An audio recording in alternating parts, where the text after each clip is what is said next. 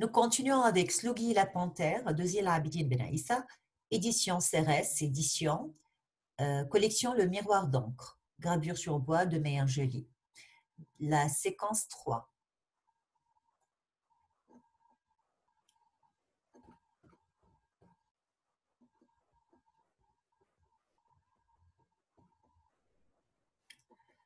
Les jours qui suivirent furent très particuliers pour moi. J'étais devenu le héros du village. Tout le monde m'invitait, tout le monde me parlait, même le cheikh, même le brigadier.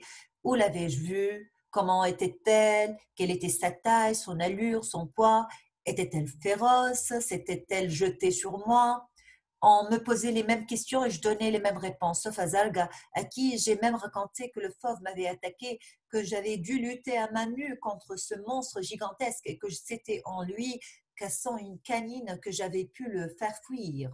Ce dernier détail n'a pas dû lui plaire, car j'ai juste eu le temps d'esquiver son coup de poing. Nous avons bien ri ce jour-là. Depuis la fameuse rencontre, je me suis mis à l'afflux tous les jours. J'ai changé plusieurs fois de poste d'observation. J'ai exploré des zones connues de moi seule.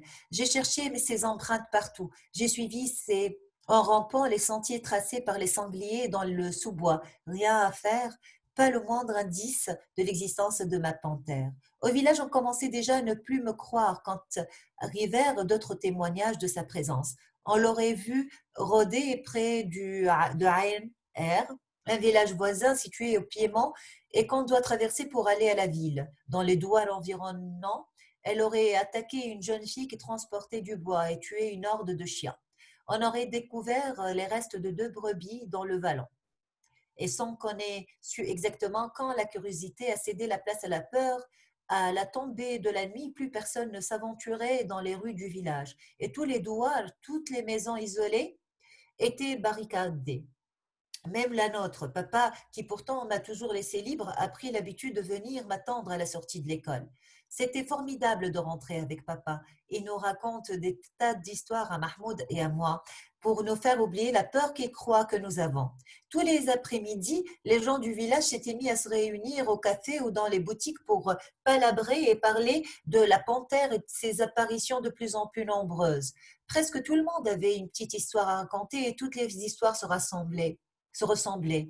Mais ce qui changeait dans le nombreux récit des villageois, ce qui augmentait tous les jours, c'était la taille de la panthère, qui semblait devenir dans leur imagination un géant monstrueux. Un samedi, j'ai appris la nouvelle par Mahmoud, qui était resté dans le village à fouiner près du café.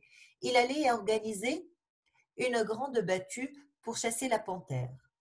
Tous les chasseurs de la région allaient venir, et même ceux de Tunis. Ils avaient déjà engagé des rabatteurs et quelques-uns de nos camarades de classe étaient de la partie, Zarga en tête. Tout le monde se préparait au village. On faisait des plans, on expliquait aux rabatteurs où ils devaient se placer et ce qu'ils devaient faire pour que la panthère s'enfuit du côté des chasseurs. On avait acheté des cartes de la région que Gadour l'épicier avait spécialement fait venir de la ville. La géographie était subitement devenue la passion de tout le village. Le cheikh avait sorti sa vieille boussole et Sidi Samir ses livres de normalien. Moi, je connais par cœur ma montagne. Je la connais mieux que Mahmoud, mieux que Zalga, mieux que les bergers, mieux que papa même. Il y a des vallons que, sur l'autre versant, des grottes, des fourrés, des oueds que je suis le seul à avoir explorés. Je n'avais pas besoin de leur carte pour comprendre ce que serait la battue. Il fallait que je sauve ma panthère. Il fallait que je sauve ma panthère. J'étais responsable de ce qui allait lui arriver, mais que faire? Comment lutter contre des dizaines de chasseurs et une centaine de rabatteurs, contre leurs voitures, leurs chiens, leurs fusils, leurs talkie-walkie et leurs forces d'hommes adultes? Comment? Et quand Mahmoud est rentré chez lui, je me suis mise à pleurer doucement, longuement, malgré mes 13 ans. Le lendemain, jour sans école, on a décidé de réunir tous les copains. Mahmoud s'est occupé des villageois et moi d'Ouled et Loued. Zarga a été étonné de me voir dans son quartier, sûrement son territoire où il règne en maître, mais il m'a reçu comme seuls savent recevoir les chefs, un large sourire aux lèvres et les bras grands ouverts. Quand tout le monde s'est rassemblé sous les oliviers millénaires du cimetière, lieu favori de nos réunions, j'ai pris la parole et j'ai défendu ma panthère, comme aurait fait l'avocat que j'ai vu à la télévision chez Gadour, en faisant de grands gestes, en criant très fort, puis en parlant avec douceur. Je leur ai dit que je ne croyais pas en la plupart des témoignages et que c'était la peur qui faisait mentir les yeux.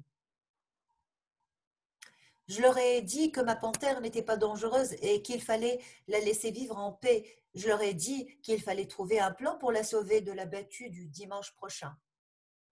Contrairement à ce que j'imaginais, il n'y a pas eu d'avis contraire. Même ceux qui allaient participer à la battue étaient d'accord avec moi. Personne n'a parlé comme parlent les adultes au café. Je crois bien qu'aucun de mes camarades n'avait prononcé les mots danger et sécurité qui semblent si chers à nos parents.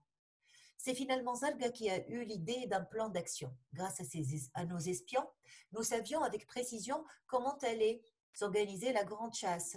Les rabatteurs devaient encercler la montagne et s'avancer de manière à obliger la panthère à dévaler le versant sud jusqu'à la plaine où l'attendraient des chasseurs à l'affût répartis en plusieurs groupes.